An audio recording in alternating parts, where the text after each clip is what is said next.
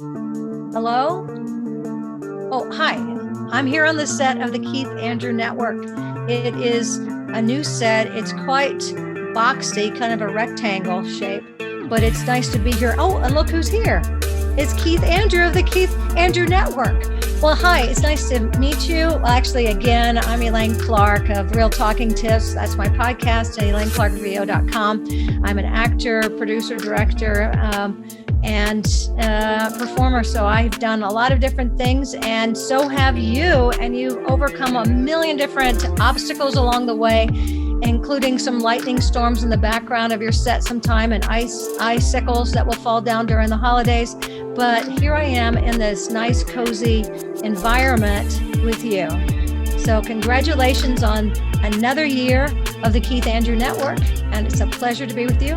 And I'm Elaine Clark. You take it away now. Elaine Clark on the Keith Andrew Network. And guess who my guest is today? Keith Andrew. Hello. So I want to know how you created this podcast. It's now 8 years old. So what was the brainstorm behind it? Well, for people who want to know the highlights, but everyone has heard the stories over so many years. Long story short, I used to use my disability as a crutch. I can't do this, I can't do that. No, I said, the hell is it? I'm going to show you it was a learning disability. Look at what I'm able to accomplish and look at what I'm able to amount to. And for 8 years, day in, day out, for 24/7, this is what I want to do for the rest of my life. And I got 800 and what's the last time I checked? 847 as of right now. I interviewed actors, actresses, models, CEOs, professional wrestlers, people with disabilities, people with health disabilities. You name them, I got them all on the Keith Andrew Network. Well, I think that for over 800, so about 100 a year, that's how many people. And do you have a certain system of how often you air yours, or is it when I catch someone that this is it, or do you have a weekly schedule? I might do a weekly schedule, but the thing is, I have ADD, ADHD, so do something like every Monday. I don't like sitting there fiddling my thumbs, so I constantly have to be active. I mean, yeah, I can interview people and just stack them all up and just say, okay, just Monday you can see the top 3 interviews.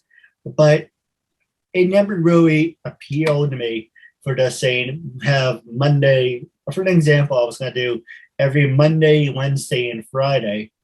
But then I was like, am I really going to stay to the schedule? Am I going to be up to date? Can I still do the other interviews? So it's kind of, when you have ADD, ADHD, it's your mind is constantly racing. What's next? So it's kind of hard to just sit still. Well, I mean, doing a podcast is a lot of work. So as you know, it's not just the interview that we're doing now, but it's all the prep work. It's, the stuff, the social media, there's, the posting of it. And if I'm in voiceover and I have my own podcast, Real Talking Tips. And, I just know with that, it's a fair amount of work just to put an episode out. So I commend you on, first of all, on over 800.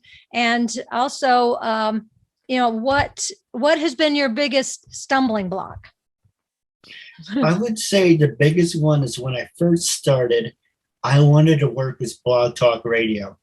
And obviously people know me, I'm a big wrestling fan.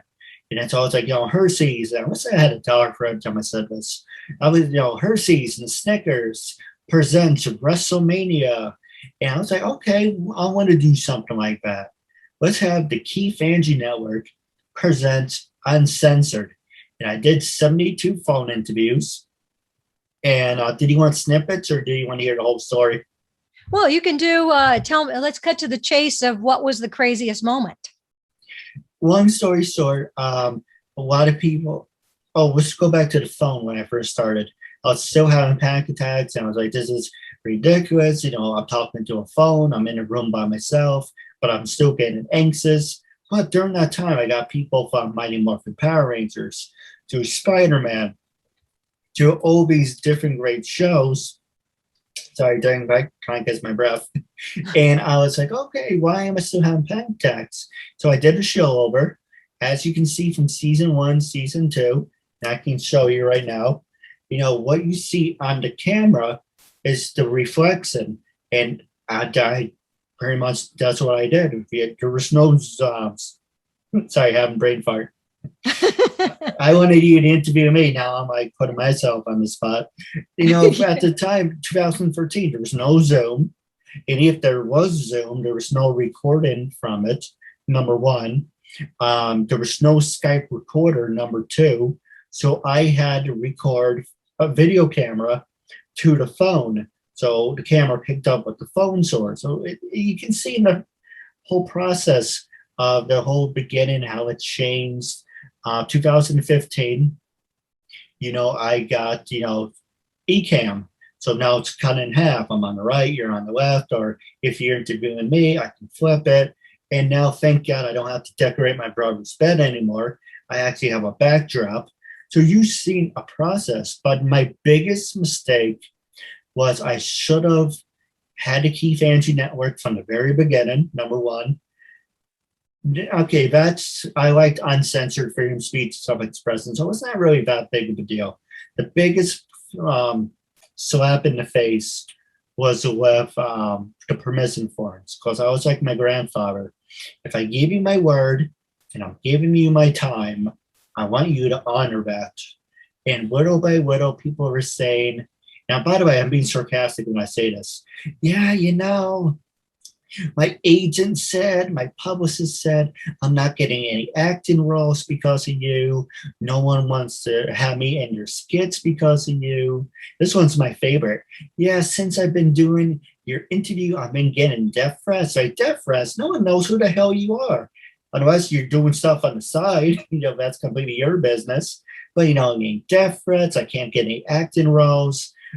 People are giving me mean comments and I was on your talk show. So now I was like, and at the time, my brother and sister said, you're not an established show. And so I'm fine. I went to a lawyer. I looked one up on LinkedIn. Funny enough, he was a guest on my show. I said, what am I doing wrong? He said, you do not have to be copyrighted because you've been doing this for a long time. People know who you are. Number one, you're all over social media. Some people would say like a bad rash or a bad case of hemorrhoids. I know, bad joke. But they said, number two, you don't have to be trademarked because that's $2,000 and you're not making money. That's something down the road you would actually look into. Your biggest mistake is you haven't no permission form. You don't have a form saying, I give you permission to let me interview you. And I was like, okay. So I went back. At the time, I was uncensored. I had 100 people. I said, yeah, the hell was it? Took it all down. It's called the Keith Andrew Network. I'm paying for the name Keith Andrew Network. I'm paying for it. Might as well use the name. So I have, I think, 9 of these filled with permission forms. It takes me about, answer your question, a year and a half to get 100 episodes. So every time I have one, I have like 9 of them in the closet filled from 2015 because I didn't have the permission forms in the 2 years.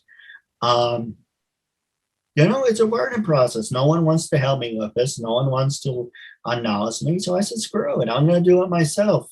And for 8 years, I landed on my ass. I could have walked away when everyone who I interviewed said, I don't want to do your show anymore, take it down. I could have walked away because at that point I had 372 episodes. So I said, you know what? I have 100.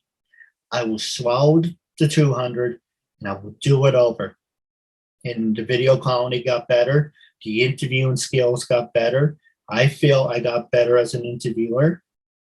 And I'm not asking stupid questions. You look at season 2 where I'm wearing like, that's a t-shirt. I'm more laid back and You have a collared shirt on. Look at you. It's all buttoned up. You're looking very professional. So, so did the quality improve when Zoom improved?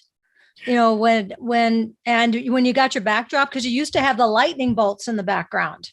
So I still have that. You know, it's funny. But to answer your question, when it got better, it got better about 2004. Well, going back to that, I'm answering two questions at once. I got better about 2014, 2015. And before that, someone came across my brother and said, "Oh, we came across your brother's show. It's pretty interesting. Why does he want to be seen?" Because I was in a small little box at the time. I said, "I don't want to be seen." It's like, well, you can't have it both ways. You can't become famous and have yourself out there and give everyone your announcement, your speech, if you're hiding. So I said, no, the hell is it? You know, there was times where I wore a normal shirt because I wanted every season, new introduction, new song, new lessons. Sometimes I have a script, and I'll show you in a minute. Usually I have an index card asking you, like, for an example, a guest who I interviewed a couple days ago, actor, writer, producer, director. Then I'm like, okay, those are my talking points. Those are the questions that we're going to focus on. But then I'm like, okay, there's sometimes I don't want a script. I'm just going to talk to you as a normal human being. So that's fine for one season. Then another season, I would write up, you know, some lines. So every season, different lines, different questions, introductions. I try to make, yes, it's the same show, but I show you there's different sides of me. And I used to decorate my brother's bed when I had the eCam. Thank God I don't have to do that anymore. Thanks to Zoom, we have now the background. Holidays, I have the holiday background. As you mentioned, the lightning bolts. I occasionally do that. But someone said to me, it's distracted. So I said, yeah, fine, use the background I have. But I have my Christmas Fame episode, where it's the KeithAndrewNetWork was the icicles. Really nice. Actually, I'd love to have you part of it to see summer if you're interested. A holiday thing. Yeah. Well, this is really wonderful. I mean, you have all these, you have themes, you have years, you have improvements, you have contracts. I mean, I wrote a book. Let me see if I can get it here without it going out. It's so funny with these backdrops. Okay, voiceovers for podcasting. And so it's all about it's about interviews and putting the shows up, and, you know, and all the work that's involved with it. And I have something that I show based on my radio background of vertical versus horizontal formatting. And so the horizontal is where it's, you know, it's the same theme, like you're talking with actors and people in the performing arts. And a vertical would be like, all of a sudden you're going to talk to an actor, then an astrophysicist. You're just talking to people because they're people. Yeah. And maybe a politician, because but there's no thread between it, and there's no right or wrong. It's just the difference between like AM talk radio and a music network that just plays, you know, the same style of music throughout. So it's interesting now that I said network, and that's what you are. And for people who are just tuning in, I am with Keith Andrew of the Keith Andrew Network, and I'm Elaine Clark, and I'm a voice actor and performer and podcast host myself of Real Talking Tips. But you have, this is just my first year of doing this, and this is your 8th year. So I just want to ask you some sort of random question. If you could do anything in the world besides podcasting, money was no object, anything else, what would it be? That is a good question. You know, there was a period of time where I wanted to be a teaser. But because I read and learn at a middle school, high school level, I'm not qualified for that. A teaser? Oh, a teaser. I don't know what that is. Oh, a professional teacher. Oh, a teacher. Okay.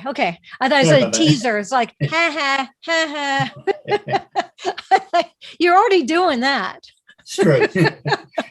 And you're a professional teaser. Okay. But, so a professional teacher. Mm-hmm. Yes, but then I wasn't qualified, couldn't go to college.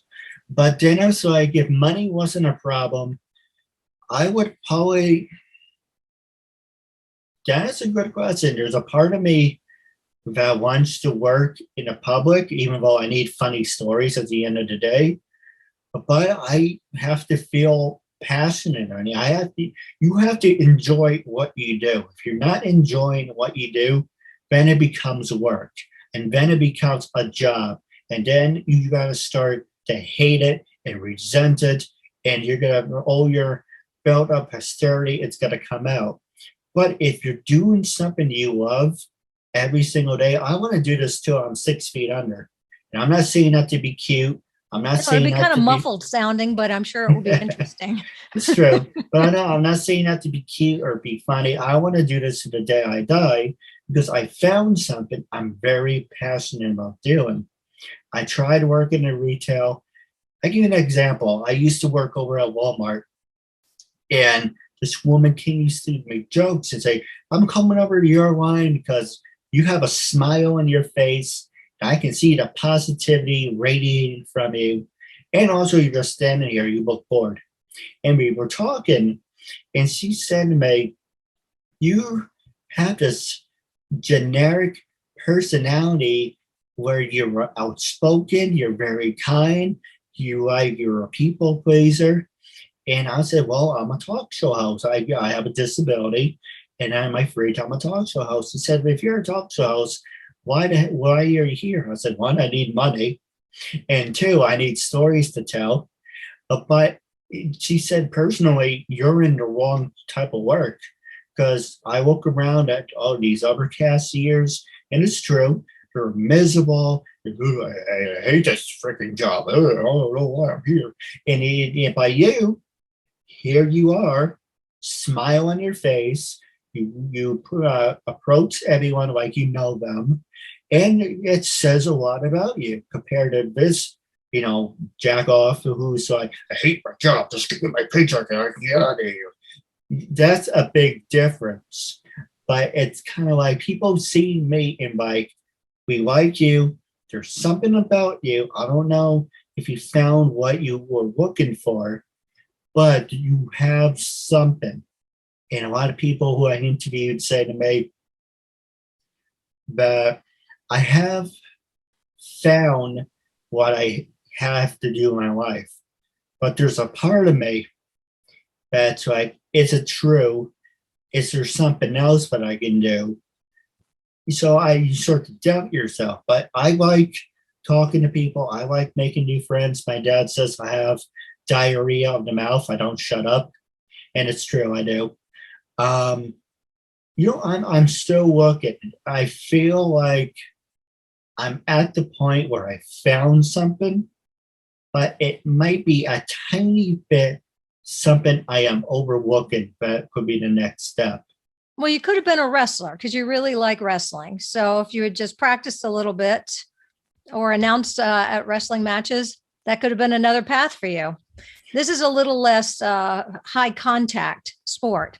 So what would you say your, as far as your strength, would you call that you're an interview host or a podcast host, or that you're a person with a disability who has a podcast? Which is the primary one for you? Because I've heard both from you, and I want to know what you think of yourself as number one. It's funny. On my LinkedIn and on my Facebook, but I probably can change that. It says a talk show host who happens to have a disability.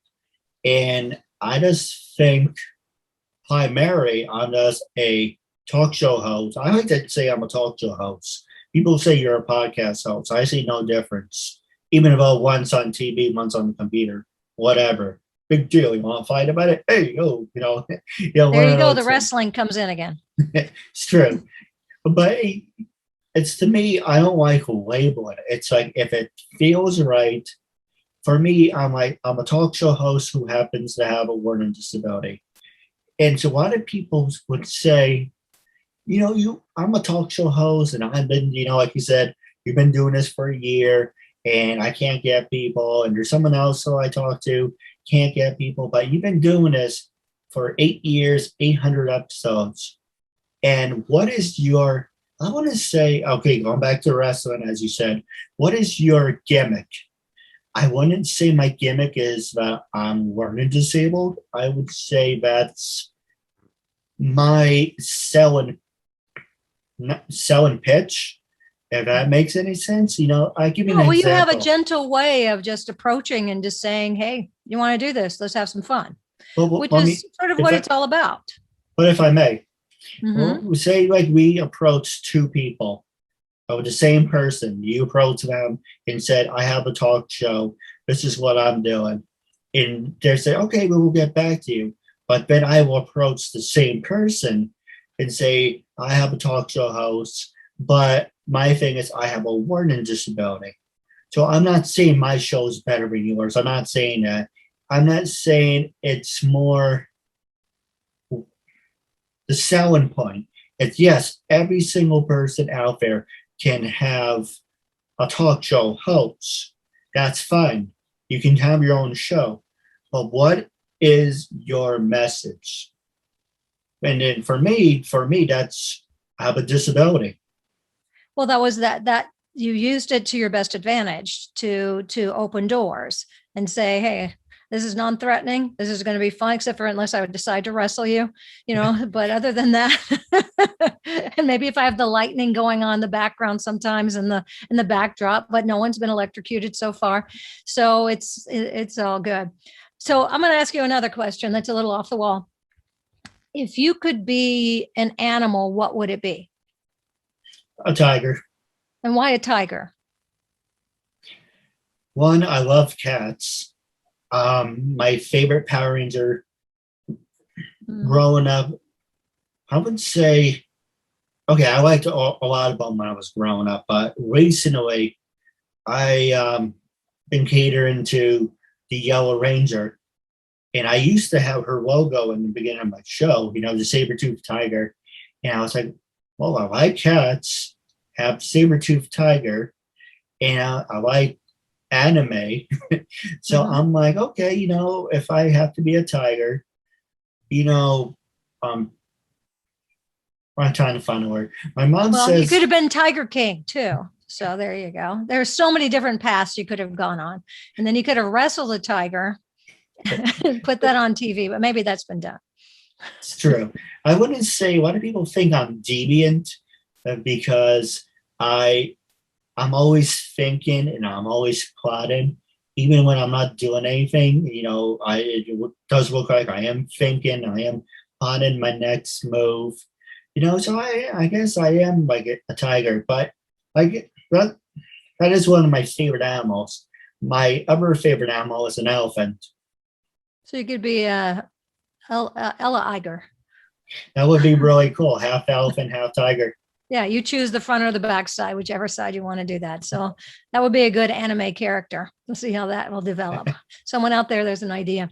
So when you're not podcasting, you're not arranging guests, what do you like to do for fun? Actually, that's a good question. I really don't have a social life, especially now with the damn pandemic. Um, I used to work over at, as I mentioned, Walmart, but I don't want to do that for the rest of my life.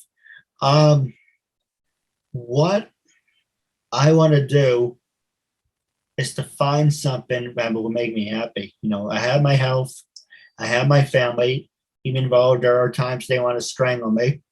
But there are times when I'm like, what am I missing?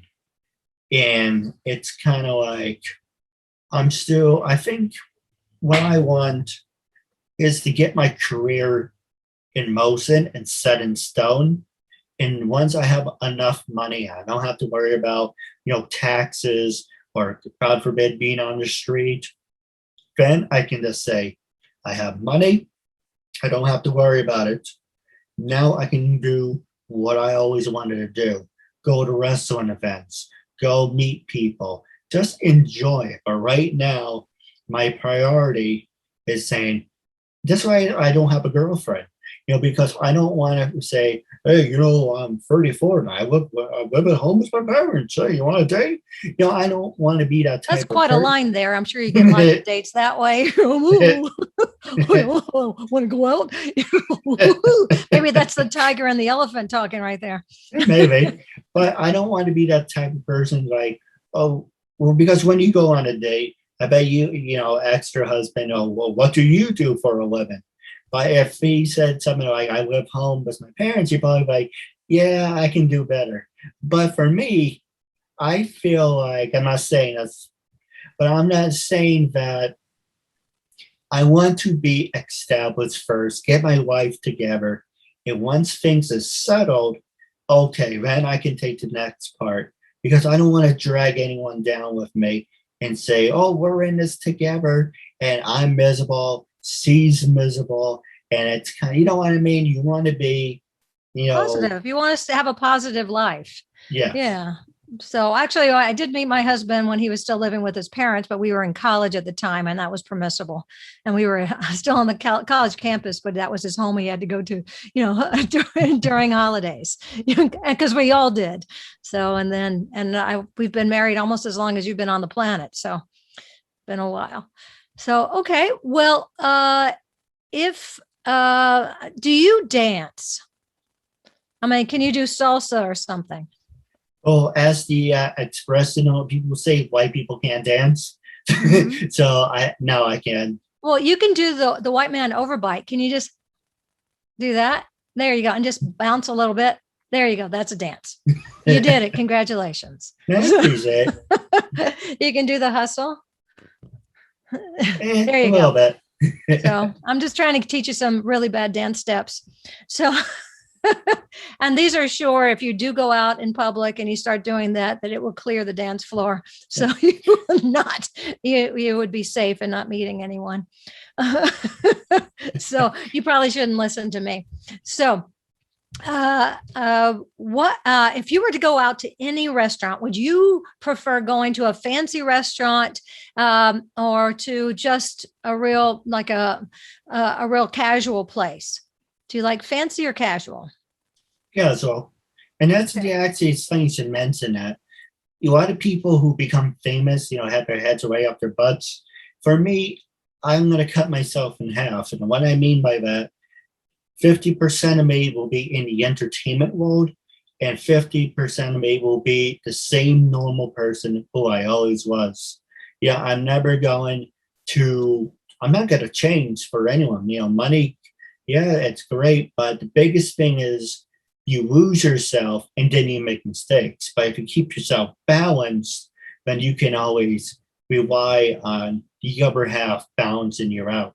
What I mean, Mike, as if I'm in the entertainment world, something funny happens, I can bring that into the normal life. It's like sit down with the family. Hey, this funny story happened today. Pleasure talking to you, Keith of the Keith Andrew Network. And I'm Elaine Clark with Real Talking Tips. And this has been a great interview with an elephant tiger person who likes to wrestle and interview people because he has overcome disabilities and proven that you could keep your personality and be nice, be warm, be kind, and ask interesting questions and share your life with someone else, and all for the entertainment of other people.